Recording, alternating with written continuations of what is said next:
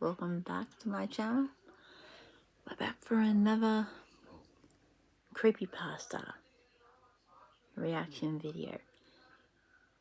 So this one is for Nights at Freddy's, as stated as Five Nights at Freddy's 2. So So a few weeks ago, there was a grand reopening for the old popular pizza place called Freddy Fazbear's. Right. It introduced a bunch of new animatronic characters, along with the newly updated and polished versions of the old ones. Times are tough, and I was desperate for money. I still am.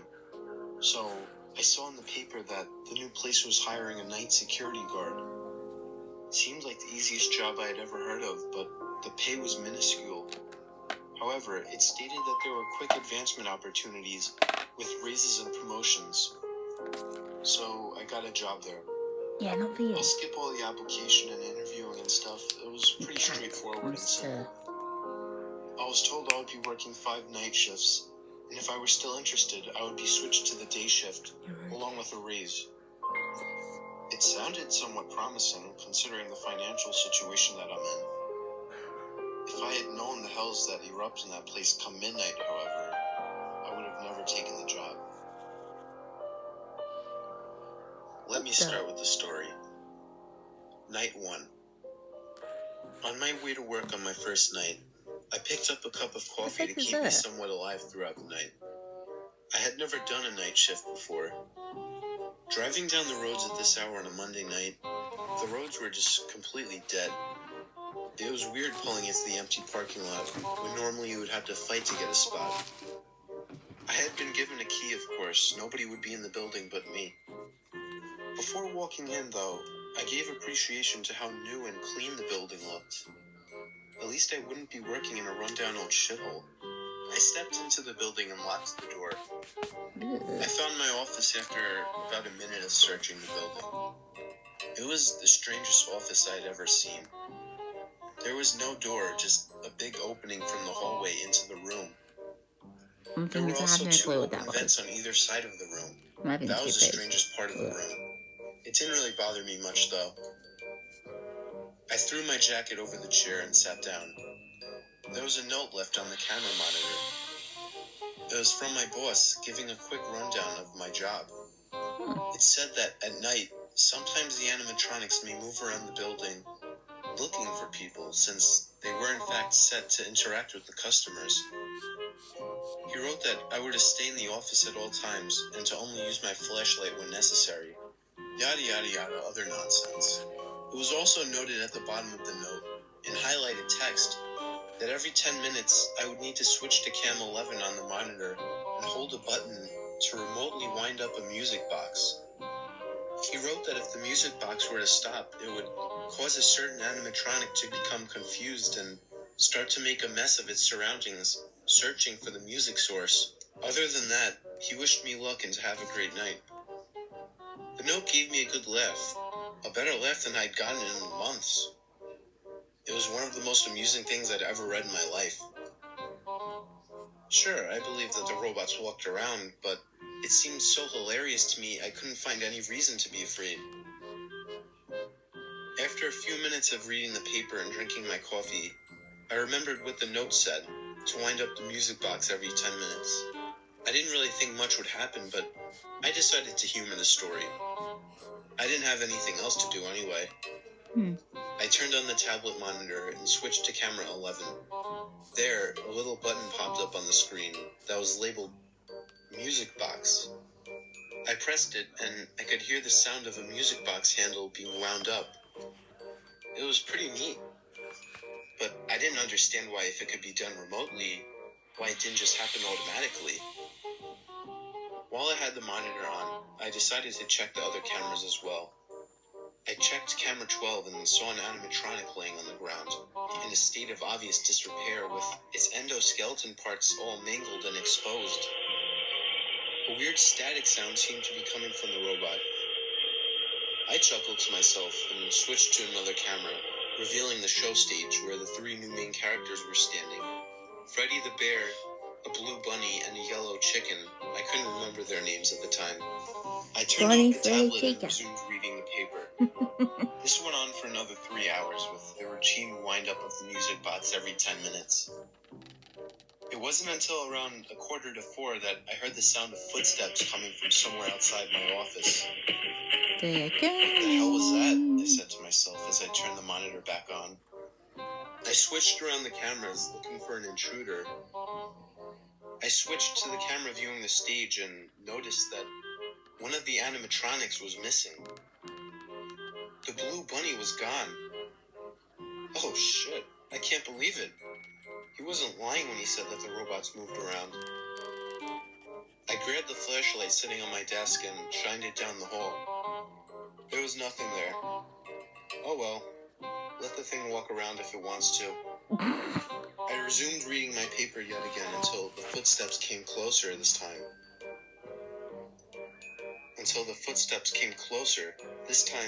From right down the hall outside my office. I grabbed my flashlight again and shined it down the hall. There it was, the bunny, standing outside the office, looking down at me. I found this amusing and got a good laugh out of it. It's come to play, I thought to myself. I almost got up to get a closer look when I remembered that it said in the note to stay away from the animatronics. I didn't want to get fired after the first night, so I decided to leave it be. I tried to get back to my routine of paper, coffee, and music box, and eventually I heard the bunny walk away.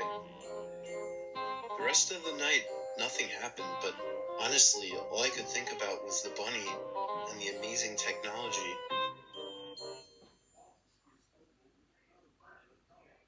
Night 2. I arrived early the second night. I brought 2 coffees, as one was barely enough the previous night. Along with the newspaper, I brought some magazines as well. 6 hours was a long time to be sitting doing nothing. I learned that the hard way. My boss left me another note telling me that I might want to throw on the Freddy Fazbear head if an animatronic gets too close, as they will assume that I was just another animatronic. Yeah. Under that, he left the names of most of the animatronics. Freddy, Bonnie, Chica, Mangle, and Foxy. The first hour of my shift went slow, occasionally checking the cameras and routinely winding up the stupid music box. I took that opportunity to check out the rest of the cameras I had not seen yet. I checked the camera labeled Game Area and I could see what appeared to be a statue of a young boy holding a balloon. Balloon boy. It could have been another animatronic, but I wasn't sure. It kind of reminded me of Pinocchio. That thing was a bit unsettling. Definitely creepier than any of the others I saw. I switched to Balloon boy. found a camera labeled Parts. It was the room where they kept all the old animatronics. I could see the robots laying on the floor, partially disassembled with certain parts missing on each of them. It was like a robot graveyard. I switched to the main stage camera and saw that both Bonnie and Chica were gone. That was a lot quicker than last night. I flipped to another camera and saw Bonnie, face to the camera, staring at me. My heart skipped a beat and I jumped back in my seat and let out a loud gasp. Oh my. Under my now heavy breathing, I let out a small laugh. I still found it a bit amusing, but only for a few seconds, before I started to think. How did that thing know what a camera was? Sure, they have facial recognition technology, but they would have no reason to know what a camera is. Why would the creators program these things to know what a camera is? And why the hell was it staring into the camera like that? Because it wants you. I became a bit uneasy and more paranoid now, checking the cameras more frequently. It wasn't until another hour later that something happened. Footsteps coming down the hallway. I grabbed the flashlight and shined it down the hallway. It was Chica holding what looked like a cupcake. She stood there, just staring at me for a good 30 seconds before my flashlight started to flicker. Oh, not now. Off. Only for 2 seconds, before light returned, but Chica was gone. Damn, I then remembered I hadn't wound up the music box. I turned on the monitor again and switched over to camera 11. I had made it with only a few seconds to spare and wound it back up. My heart was beating quickly from what I had just witnessed. I wasn't finding it too amusing anymore. The way they both looked at me, I was too focused on checking the cameras and shining my flashlight down the hall. The way they looked at me, even through the cameras, it was really creepy. I couldn't focus on reading the paper anymore. I was too focused on checking the cameras and shining my flashlight down the hall. I was more concerned and curious than I was scared, though. Minutes turned to hours with nothing happening again. It wasn't until 5 a.m. that I heard footsteps coming down the hall again. Uh-oh. I shined the flashlight down to reveal Foxy the pirate. It was one of the old, damaged animatronics. Right as I turned the light on, I could see it stop moving, turn around, and run back the opposite direction. What was that about, I thought. Maybe he's shy. 6 a.m. came slow, but when it did, I was excited to go home. So far, the job wasn't anything terrible, just different. Everything changed on night 3. I arrived with 2 cups of coffee again, and with a book to read.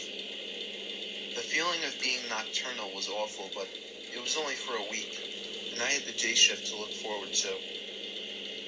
The first thing I did after arriving was winding up the music box. After a good half hour of checking the cameras, the robots were all still in their proper places. I had been checking these cameras so often now, but I didn't ever think about why I was doing it.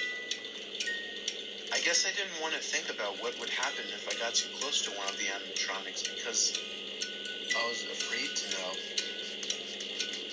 I guess that's why I was so cooperatively winding up that music box, for the fear of what would happen if I didn't. I started reading my book, or at least tried to. I merely skimmed the words without picking up on what it was I was actually reading. My mind was paying more attention to any sounds coming from down the halls. A little past 3 a.m., the coffee had passed through me, and I suddenly needed to pee really badly. Oh, no. I know I was told not to leave the office at any time, but when you gotta go, you gotta go. Yep. I flipped around the cameras one more time to make sure all the animatronics were still idle. Yup, they were all still in their spots. I guess they're sleepy tonight. I wound up the music box one more time and set a timer on my phone for 9 minutes to give me a minute heads up that I need to get back and wind up that music box, just in case. Call me paranoid. It's not yuck, but like sweatiness. I grabbed the flashlight, turned it on, and slowly walked down the hallway. I found myself tiptoeing around the building. I didn't know if those robots could hear things or not. Maybe. I crept around the building with my flashlight being the only real source of light. The feeling I got from walking around that dark building at night was like the feeling you would get from sneaking around a closed zoo. I didn't feel comfortable and feared getting caught, even by something not human. Bad analogy, maybe. But the coast was clear, though, and eventually I found the bathroom. It wasn't a single-person bathroom, so there was no lock on the door. I looked for a light switch, but there was none. How pathetic. It must be some kind of automatic lighting system, I thought to myself. Even though I was the only one there, I still decided to use the last stall to pee. I'm one of those people that doesn't like to use urinals, and this was just force of habit. Just as I finished doing my business in total darkness, I heard the familiar sound of a bathroom door opening. Oh. But there was nobody else in the restaurant. But I heard the heavy footsteps, like metal hitting the floor, and I knew it was one of the robots. Freddy? It was in the bathroom. Luckily, I hadn't flushed the toilet yet. The sound of heavy metal footsteps banging on the bathroom floors neared the stalls, and then silence. Was it Freddy? I could suddenly hear the sound That is Chica. moaning. It almost sounded human-like, like a child. The moaning, it sounded stressed That sounds and like Chica. angry. Oh, shit. It's kicking open the stall doors. It's gonna find me in here. There were only 4 stalls. I had to do something. Oh my god. God damn it. Get out of there. My stall is next. The footsteps moved to outside my stall. I got on the ground and crawled under the stall wall to the next stall over. The stall door didn't open. I had locked it. Another failed attempt. I thought about running out of the room, but no. It would hear me open the door. It was at this point that I had believed that these things were hostile. No friendly robot would bang open these stall doors looking for me. I heard the stall door violently bust open. Silence. And then I heard what sounded like an angry growl. It didn't sound like a growl from a dog or any kind of animal. It's okay, Robert. It sounded like a truly angry, hateful, inhumane growl. Oh my god. I heard another bang, but this time on the wall separating the stalls that I and the robot were in. The stall door was opened and I was exposed. All I could do was plank on the floor, on the dirty bathroom floor where little kids urinate all day. The footsteps moved past the stall, and looking up, I could just barely, through the corner of my eye, see the figure of Freddy Fazbear. Not the new one, but the old one. The original one. Freddy. The footsteps moved toward the bathroom door, but I didn't hear the door open. It was blocking my exit.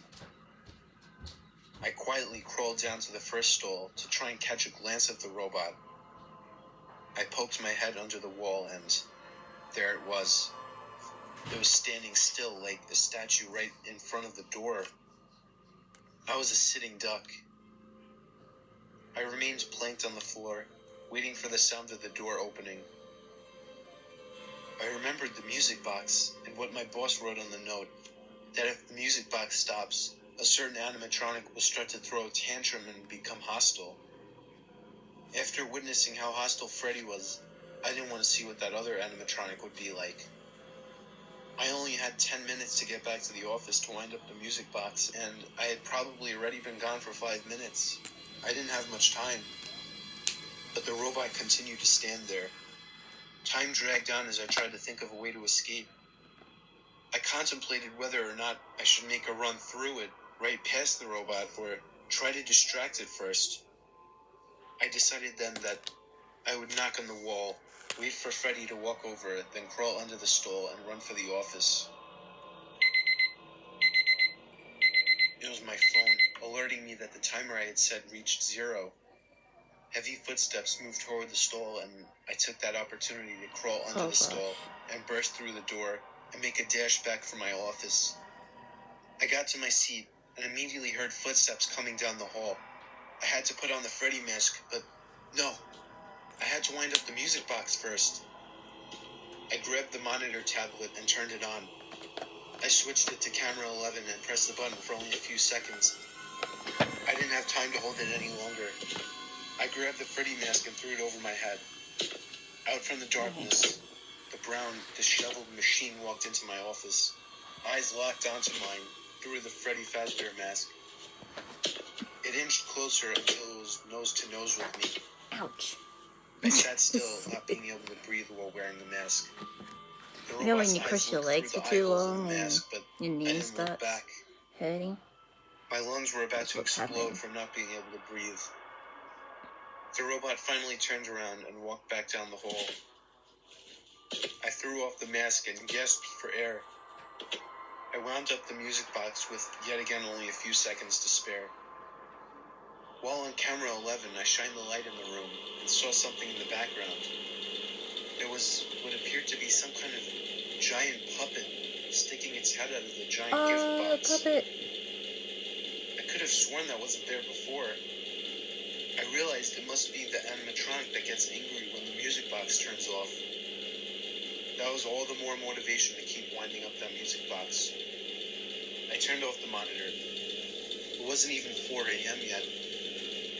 I was left alone again, alone with my thoughts. Surprisingly, the rest of the night was quiet. Right before my shift ended, around 5:55, I flipped to camera 11 to wind up the music box one last time.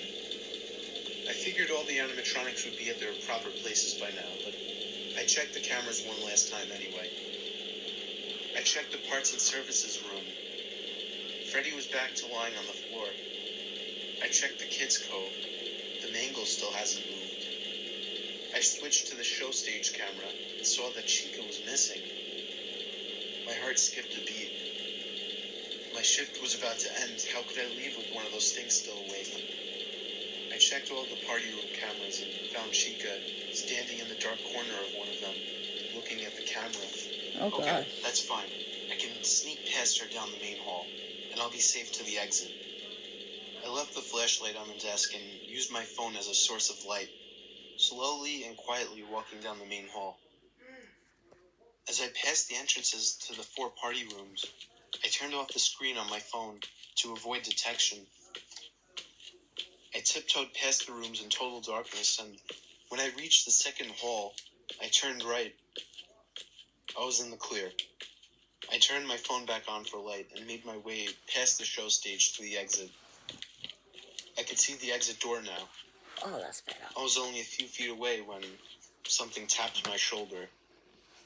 I turned around to see the new Chica. She opened her robotic beak and spoke the words, "We want you." She raised her arm and took a swing at me, but I dodged it in the nick of time and stumbled out the front door, locking it with the key What'd behind she say? We want you. I ran to my car and sped down the roads to my house. My God, what the hell just happened? That thing, what it said, and it tried to strike me in the face. Oh, what have I gotten myself into? Uh-oh. Night 4. I returned the next night. I didn't bring any coffee.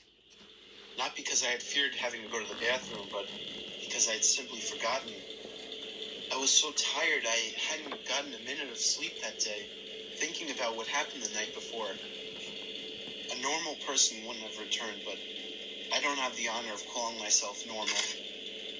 I was in a financial crisis, and I constantly reminded myself, it's just 2 more days. Then I get the day shift and a raise. Everything will be fine. The first thing I did was wind up that goddamn music box. I guess I should tell you now that the music box was only necessary when a human was inside the building, as apparently, according to my boss, it confuses the doll inside into thinking that it's time to perform, and it glitches when it realizes there are no children to perform to. It sounded like utter bullshit to me, but why the hell would I question anything after 3 nights of this? I had witnessed walking, talking, hostile robots that seemingly wanted to harm me for no goddamn reason. I had trouble focusing, let alone even keeping my eyes open. It was a big mistake forgetting to bring coffee. 1:30 a.m. I turned on the security monitor and checked the show stage. Bonnie was awake and missing. Already? No. I just got here. I checked the parts and services room to reveal Foxy, staring up at the camera, hook in the air. Ugh, 2 of them? I put the monitor back on the desk and decided to aim what little attention I could give to listening for footsteps coming from down the hall. 2 a.m. I couldn't remember how long it's been since I had slept. My chair was becoming more comfortable, and I could almost hear the desk calling my name to rest my head down. Footsteps. I grabbed the flashlight on my desk and shined it down the hall. What the hell is that? What I saw was what appeared to be a floating head. The floating head of a Freddy Fazbear, only it was more of a golden color. I let out a disturbed scream, my heart sinking lower, but then after a single blink, it was gone. couldn't have been real. I was hallucinating. My God, I was becoming delirious. If only I had some water to splash on my face. 2:30 a.m. I just finished winding up the music box when I heard... Hello? Yeah. It sounded like the voice of a child. I shined my flashlight down the hall. Nothing. I checked the games area camera. Nothing.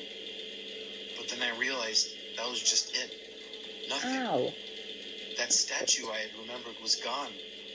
It wasn't a statue. It was another animatronic. Damn it. Where the hell did it go?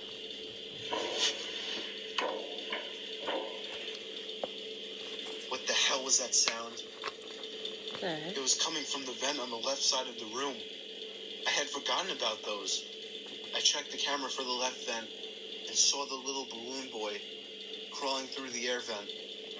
I dropped the monitor in fear and threw on the Freddy mask. I turned my head to face the left vent.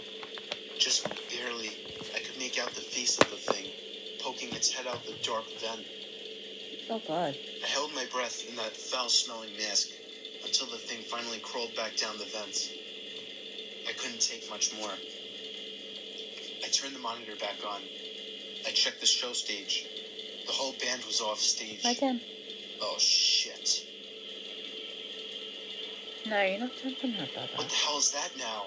Ow! Then I remembered the static coming from the mangled animatronic from the That kids' really cult. hurt. I checked the camera. It was gone. I shined the flashlight down the hall to reveal the mangle hanging No, off the lie ceiling, down. peering into the room.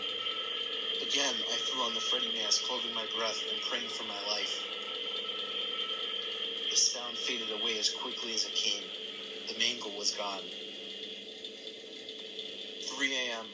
I was exhausted. My eyelids were forcibly closing, and I had to fight to keep them open. But it's never a fight you can win. And with that, everything faded to black. You're falling asleep. I awoke in total darkness. I wasn't in the office chair anymore, though. I tried to move my hands, but I was restrained by something. Lights turn on. My eyes squint shut, unadjusted to the brightness. The sound of heavy footsteps near towards me. Oh, God. Hello. I see that you're awake. What? Who the hell is that? Let me into this. As my eyes began to adjust to the light, I could start to make out the figure of the new Bonnie standing in front of me.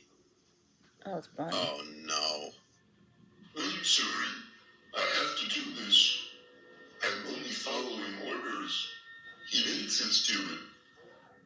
The bunny turned around and walked to a counter, grabbing something off of it.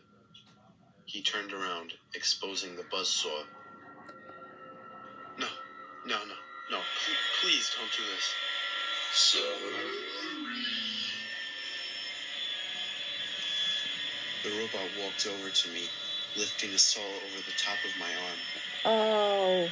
I squirmed about, trying to free myself, but to no avail. The robot pressed the buzzsaw down into my shoulder. I let out an agonizing scream of pain as my own blood poured onto my face. He continued to saw down the top of my arm. I was starting to lose consciousness, but the last thing I could remember before passing out was the loud and haunting thud of my arm hitting the ground. Oh. I awoke in darkness again, confused and in a haze. I couldn't remember what had happened. I tried to move my arms, but only my right arm responded.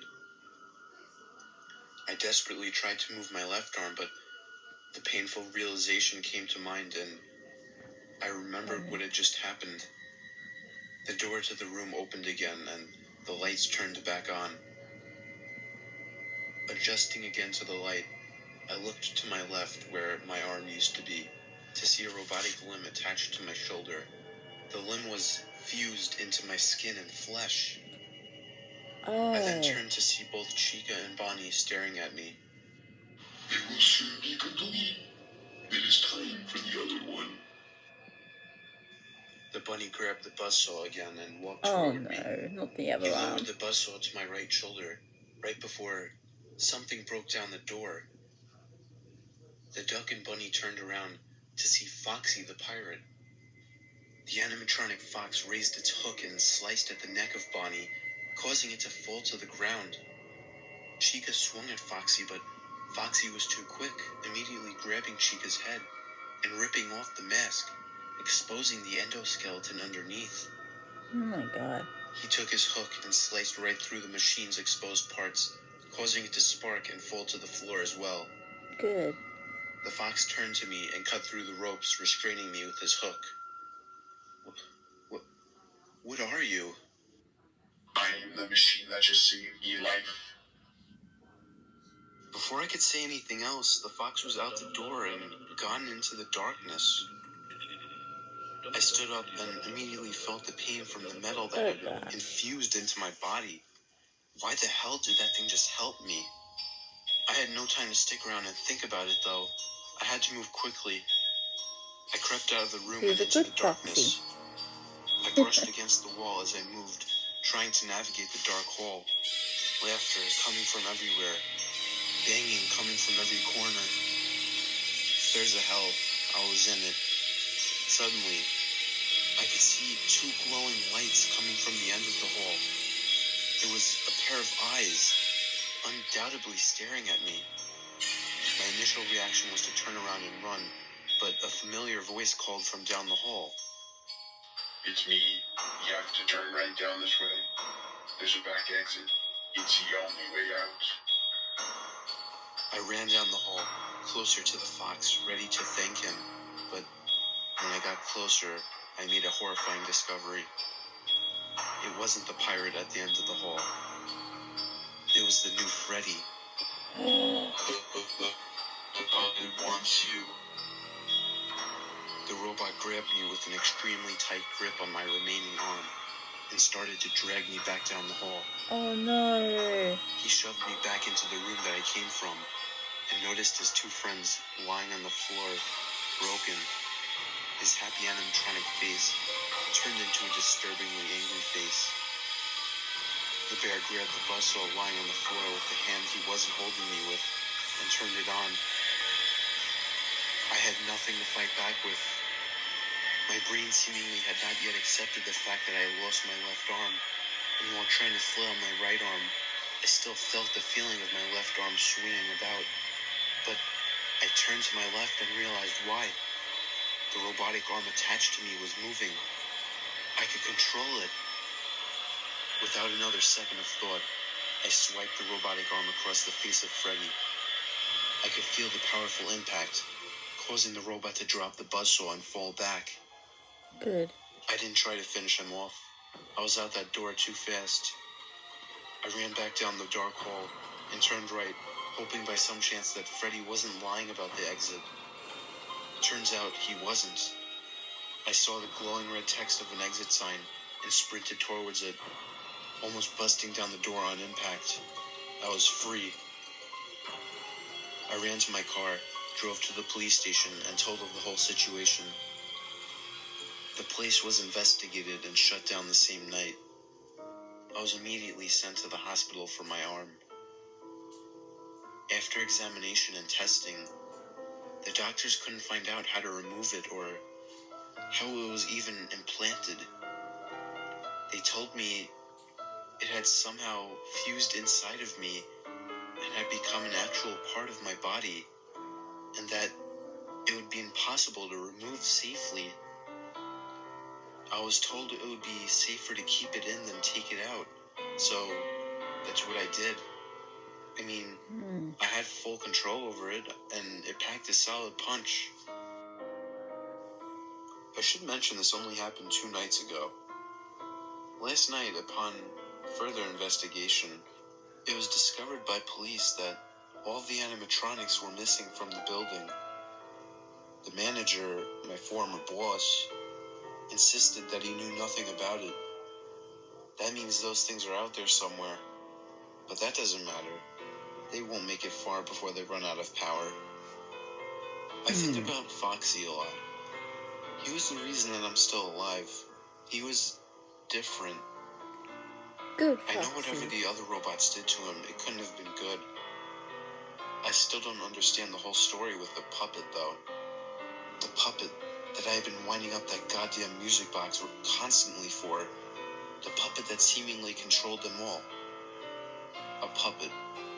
What a ridiculous story this has been. I admit that. Well, that about concludes this journal entry. Oh, one more thing. Last night I woke up in my bed around 1 a.m. to the sound of beeping. The beeping was coming from my robotic arm, along with a flashing red light coming from the palm of the robotic hand.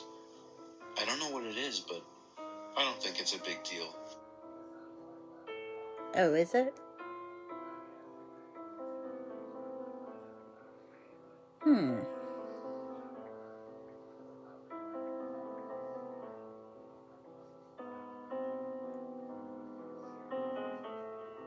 Wow.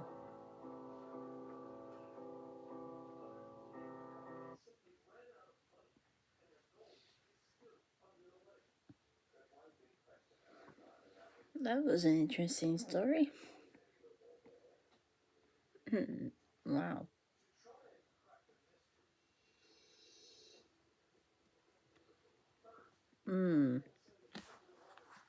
Any Five Nights at Freddy's fans out there, including myself? Basically, when you've seen the movie, it was amazing. But I don't know if anyone knows that there's a number 2 coming out soon. Sometime this year in December 5th, I think it said. That'll be in theaters by. And with this story explaining that, it's like,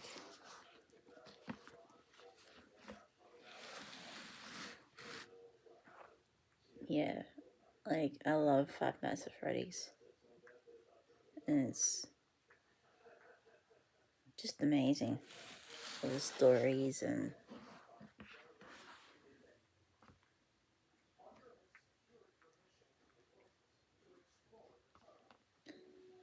yeah, like no, that story was actually pretty good. I liked it. Well, thank you guys for watching.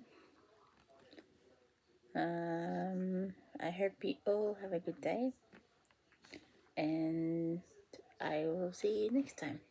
Bye.